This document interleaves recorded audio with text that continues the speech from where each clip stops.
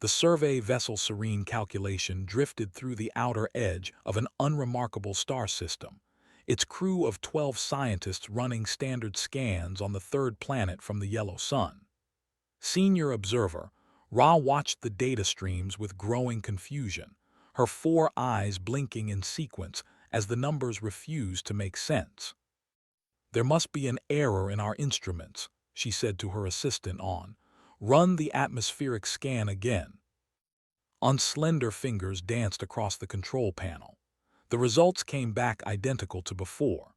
The planet below them had an atmosphere composed of 21% free oxygen, a gas so reactive that most civilized species kept it locked away in sealed containers for industrial use. The surface temperature varied by almost 100 degrees depending on location. Massive bodies of water covered most of the surface, filled with dissolved salts and teeming with life forms that ate each other in an endless cycle of violence. "The readings are accurate, senior observer," On said, his voice small with disbelief. "The planet is inhabited." Ra leaned closer to the display. The signs of civilization were unmistakable. Cities sprawled across the landmasses, connected by networks of roads and rails. Artificial satellites cluttered the orbital space. Radio signals burst from every corner of the globe, carrying voices and music, and what appeared to be news broadcasts in hundreds of different languages. "How is this possible?" Ra whispered. "Nothing should be able to survive there, let alone develop technology." The Galactic Concord had over 2 million inhabited worlds across 17 spiral arms of the galaxy.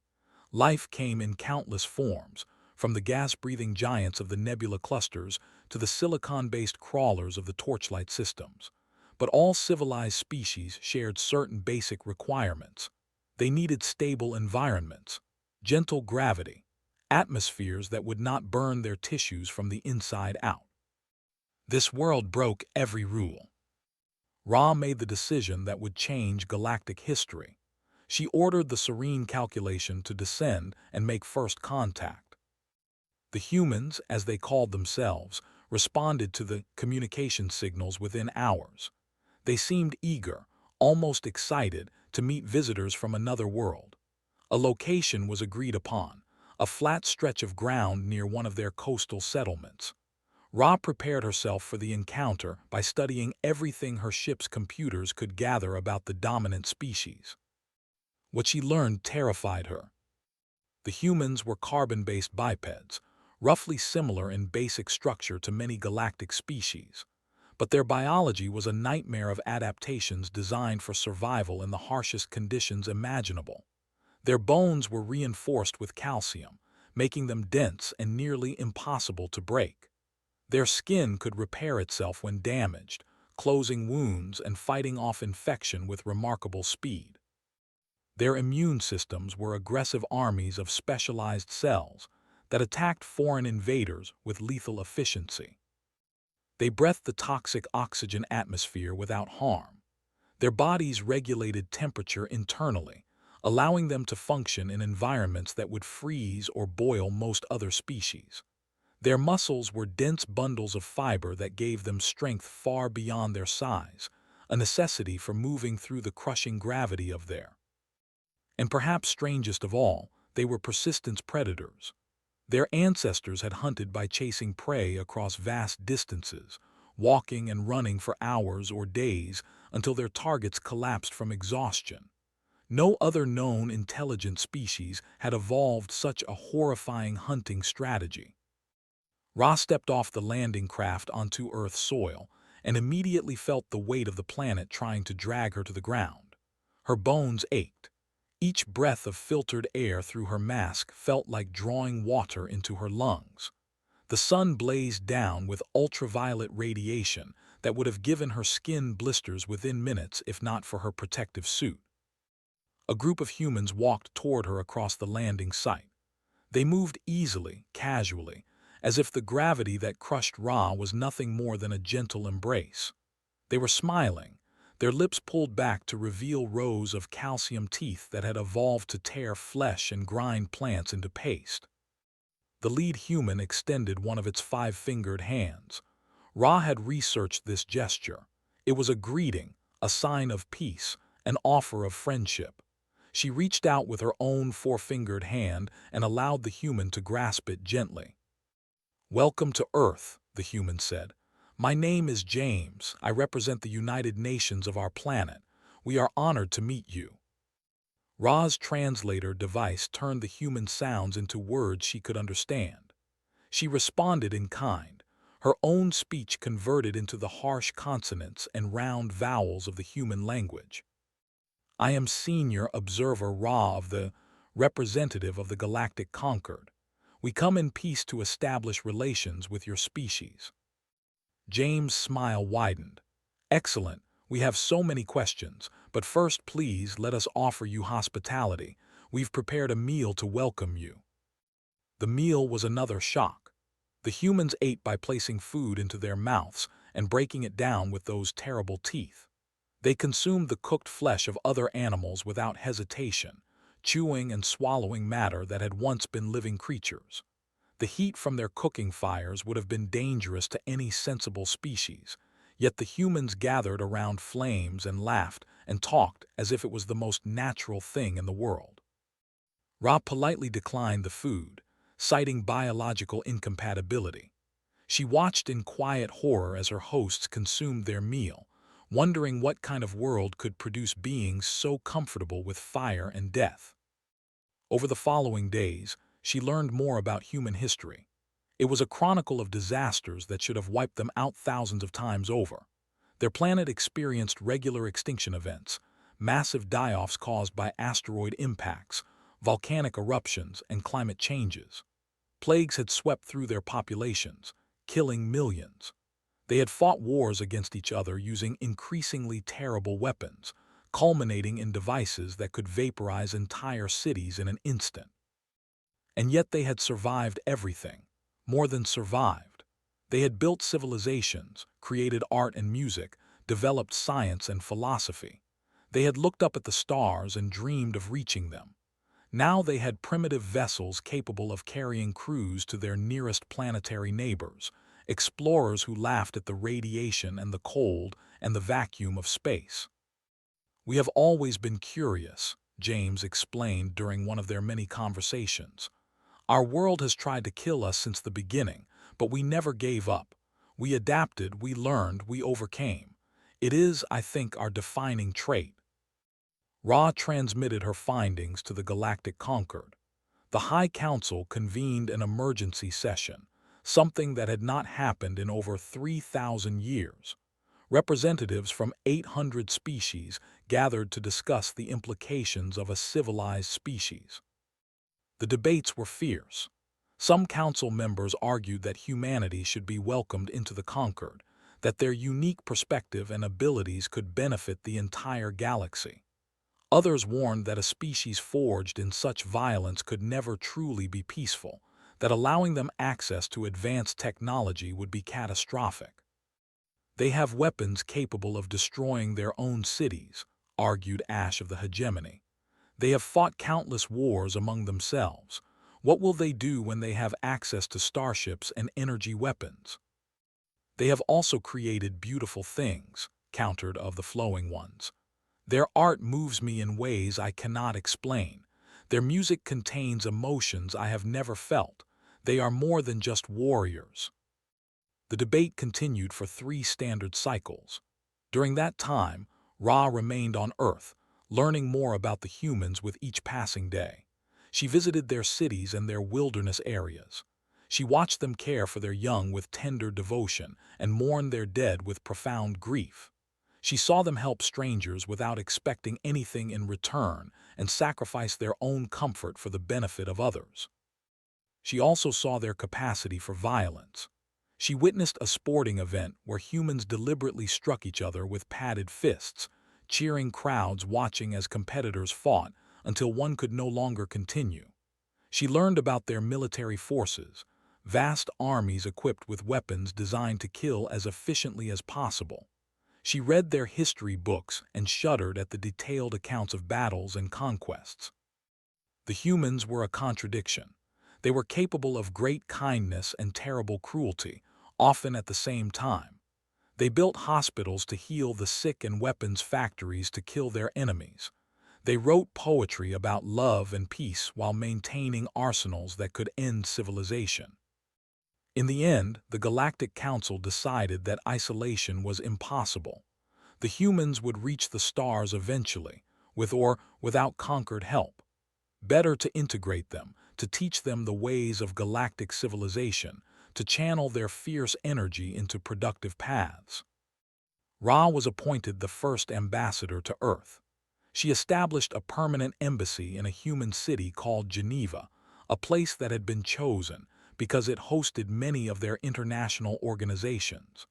Over the following years, she watched as humanity took its first steps into the larger universe. They were eager students, absorbing advanced technology and scientific knowledge with remarkable speed.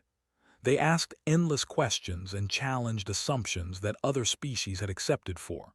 They were not always polite or patient, but they were always curious. The galaxy had welcomed many new species over its long history, but none had arrived quite like humanity. None had been forged in such fire, tested by such trials, hardened by such constant struggle. The conquered thought it was gaining a new member. It did not yet understand that it was gaining something far more significant. The children of the had arrived, and nothing would ever be the same.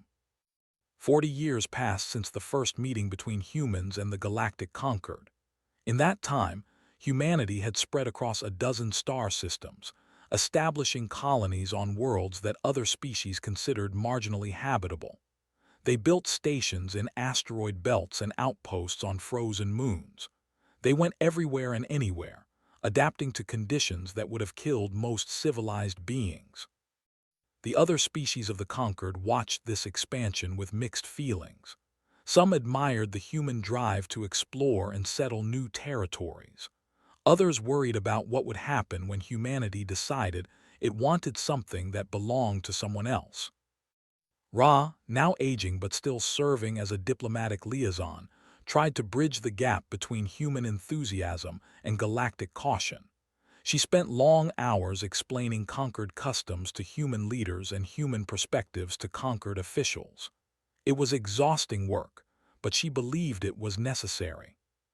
Then the Wraith hegemony emerged from the galactic core, and everything changed. The first attack came without warning. A conquered agricultural world named Peaceful Harvest was simply gone, its entire population of 3 billion vaporized by weapons that cracked the planet's crust and turned its atmosphere to fire. The only evidence of what had happened came from a single automated beacon that survived long enough to transmit images of the attackers. The Wraith were tall and angular, their bodies covered in plates of natural armor that absorbed most forms of energy. They communicated through psychic impulses that could not be translated by any known technology. Their ships were massive and brutal, built for destruction rather than exploration. They had no interest in negotiation. The conquered sent diplomatic vessels to the core systems, hopping to establish communication and prevent further conflict. The Wraith destroyed each ship without acknowledgement, as if the gestures of peace were beneath their notice. Within 3 months, 17 conquered worlds had been destroyed. The death toll reached into the hundreds of billions. Species that had existed for millions of years were wiped out entirely, their histories and cultures reduced to scattered refugees fleeing the advancing Wraith fleets. The conquered's military response was pathetically inadequate. Most member species had not fought a war in thousands of years. Their ships were designed for exploration and trade, with defensive capabilities that might handle pirates or natural hazards, but could not stand against dedicated warships. The few battles that took place ended in complete conquered defeats. Panic spread through the galaxy. Council sessions became shouting matches as species blamed each other for the catastrophe and demanded solutions that no one could provide. Some talked about surrendering, hoping the Wraith might accept tribute or vassalage rather than complete annihilation. Others proposed fleeing to distant galaxies, abandoning everything they had built. Ambassador Ra was present when the human delegation arrived at the emergency council session. They were led by Admiral Sarah Martinez, a woman whose gray hair and lined face spoke of decades of military service. She walked with the confident stride of someone who had faced death many times and refused to be impressed by it. "We have been monitoring the situation," Admiral Martinez said, her voice cutting through the chaos of the council chamber. "The Wraith are heading toward the Midrim territories. If they are not stopped, they will reach the core conquered worlds within 2 years." "We know this," snapped Ash of the Hegemony. "What we do not know is how to stop them. Our fleets are inadequate. Our weapons barely scratch their armor. What do you suggest, human? That we throw harsh words at them?" Admiral Martinez smiled, and something in that smile made Ra's scales prickle with unease. It was not a friendly expression. It was the smile of a predator who had just spotted prey. "We suggest that you step aside and let us handle this," the Admiral said. "Humanity has been preparing for war since before we knew you existed. We have spent our entire history learning how to kill things that wanted to kill us. The Wraith are powerful, but they are not more powerful than extinction asteroids, global plagues, and nuclear weapons." The council erupted in protests and questions. How could a species so young, so primitive by galactic standards, hope to defeat an enemy that had crushed the combined might of the conquered? It was madness. It was arrogance. It was typical human overconfidence. Admiral Martinez waited for the noise to die down before continuing. "We are not asking for your permission," she said. "We are informing you of our intentions. Earth's governments have already agreed to full mobilization. Our shipyards are converting to military production. Our soldiers are being trained and equipped. Within 6 months, we will have a fleet capable of engaging the Wraith." "And if you fail," asked of the Flowing Ones, "what happens when the Wraith destroy your fleet and continue their advance?" "Then you will be no worse off than you are now," Admiral Martinez replied. "But we will not fail. We cannot fail. Our colonies are in the path of the Wraith advance. Our people will die if we do not stop them. Humans do not surrender when our survival is at stake. We fight. We always fight." The human mobilization was unlike anything the galaxy had ever seen. Factories that had been producing civilian goods switched overnight to manufacturing weapons and warships. Mining operations in asteroid belts increased their output tenfold, feeding raw materials into the hungry production lines. Scientists who had been studying theoretical physics were put to work designing better shields and more powerful weapons. And the volunteers came. Millions of humans stepped forward to join the military, men and women from every nation and background united by a common cause. They were farmers and factory workers, teachers and doctors, artists and engineers. They had never held weapons before, but they were willing to learn. Ra visited one of the training facilities and watched as human recruits went through exercises that would have killed members of her own species. They ran for hours in full combat gear, their bodies dripping with sweat and their muscles screaming with exhaustion.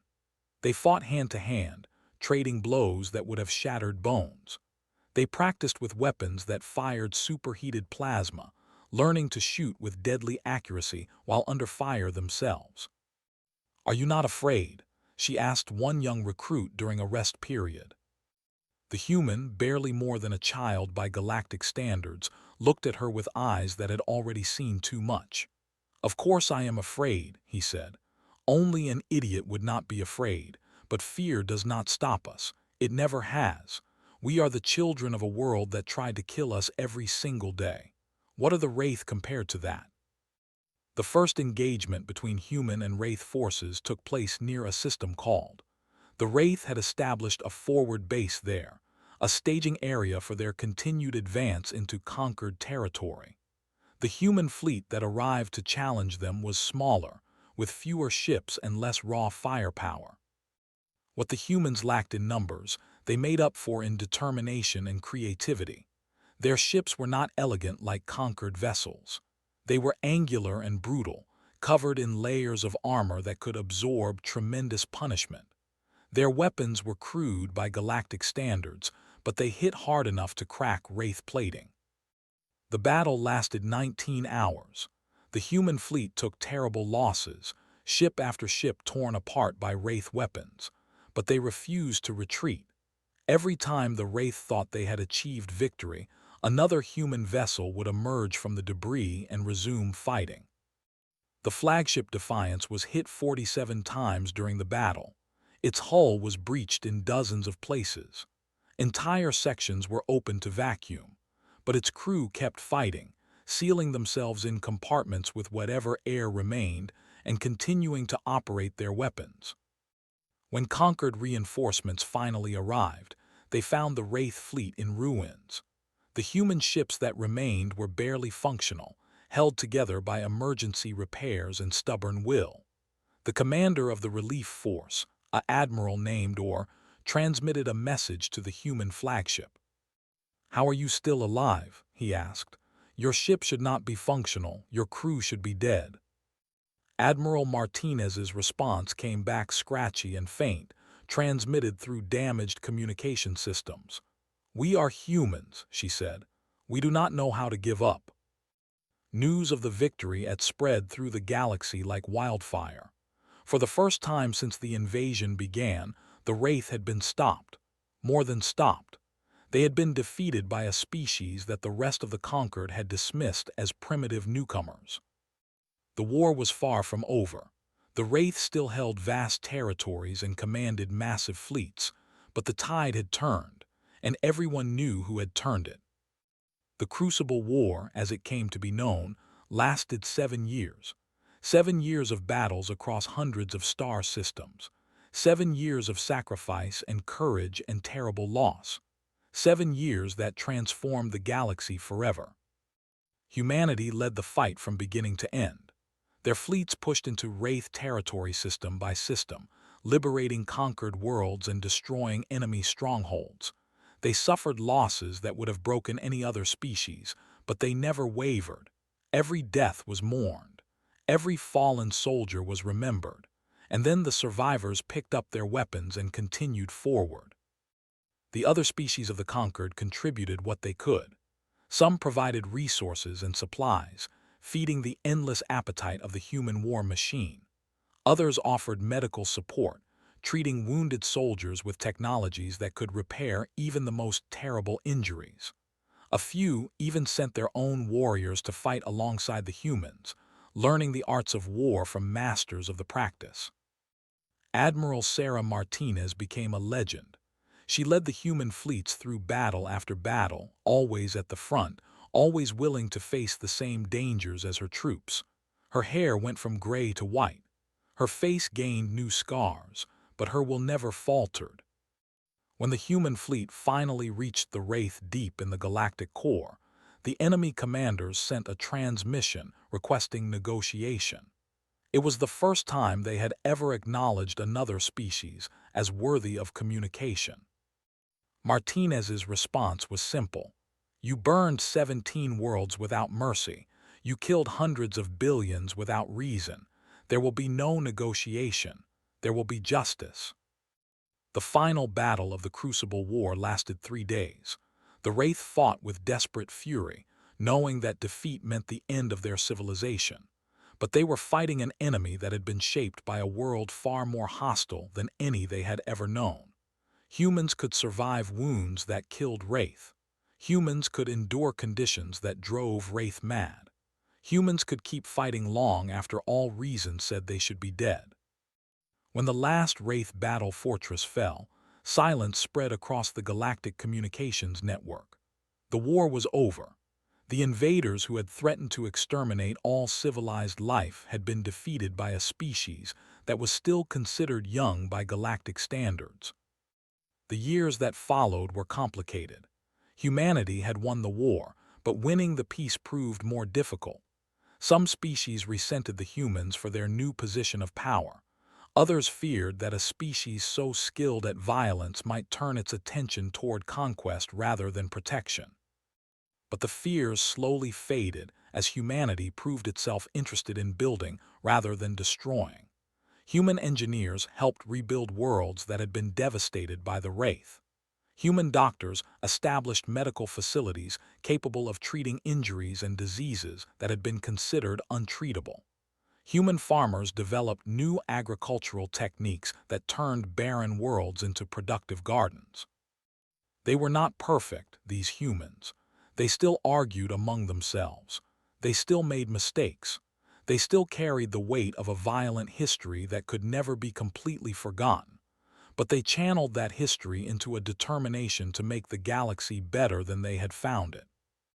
Ra watched all of this from her position as the most senior diplomatic liaison between humanity and the conquered.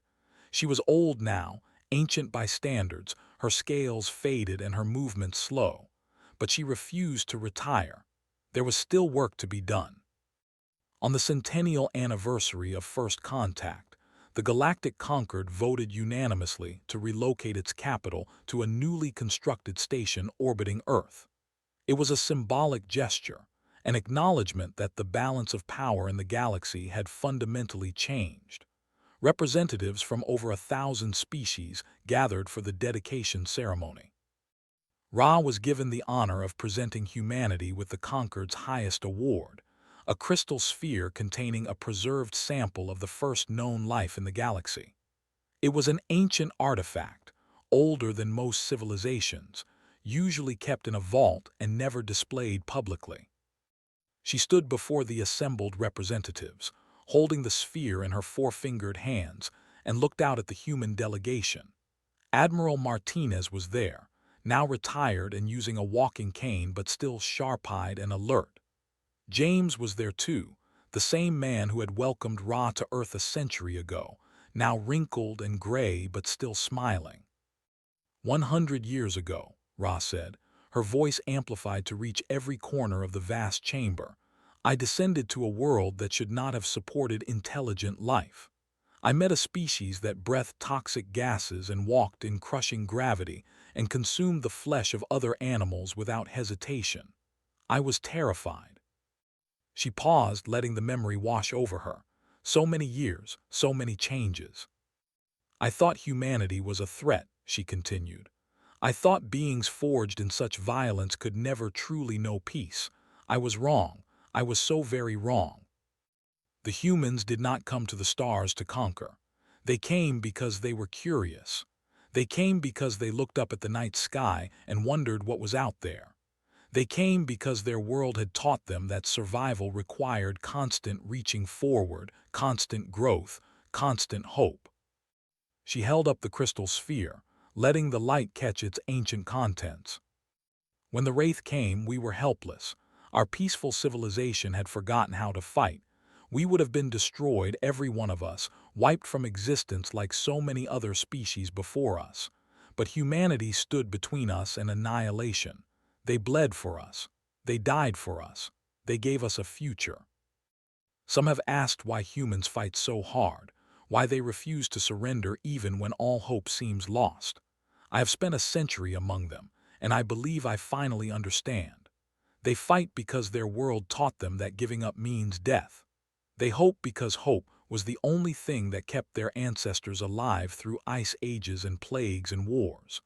They care for others because they know what it means to be alone in a hostile universe. She walked forward and placed the crystal sphere in Admiral Martinez's weathered hands. This artifact represents the first life in our galaxy.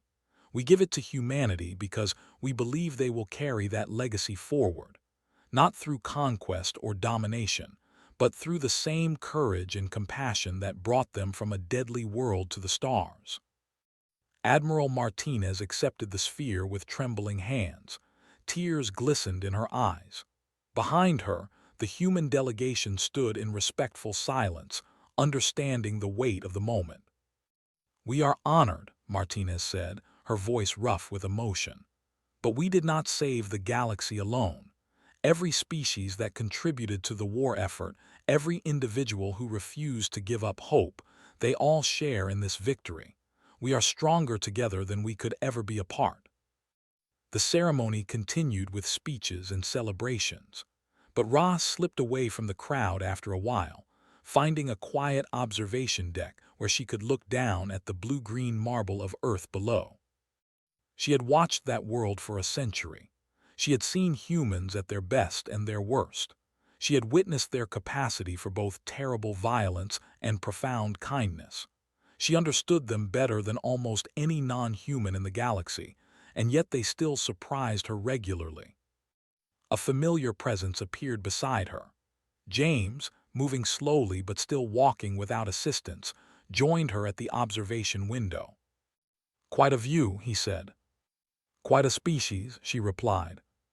He chuckled, the sound warm and genuine. "We're just doing our best, same as we always have."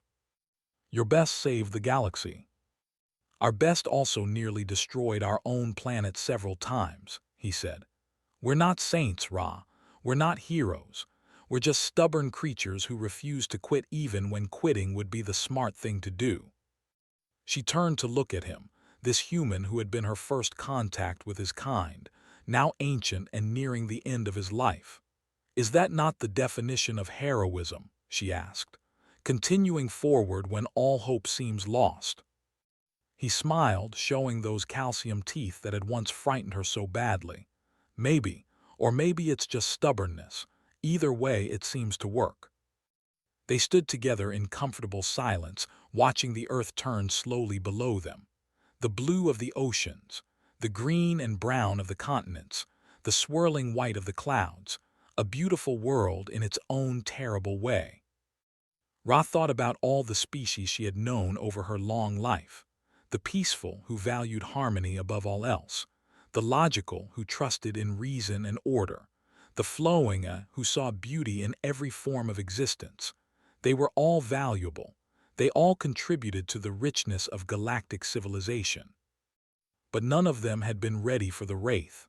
None of them could have stopped the destruction. It had taken a species born in fire, tempered by constant struggle, to save them all. The galaxy had not bowed to humanity out of fear. It had bowed in recognition, in gratitude, in understanding that sometimes the universe needed not gentle diplomats but fierce protectors, and in humanity it had found both.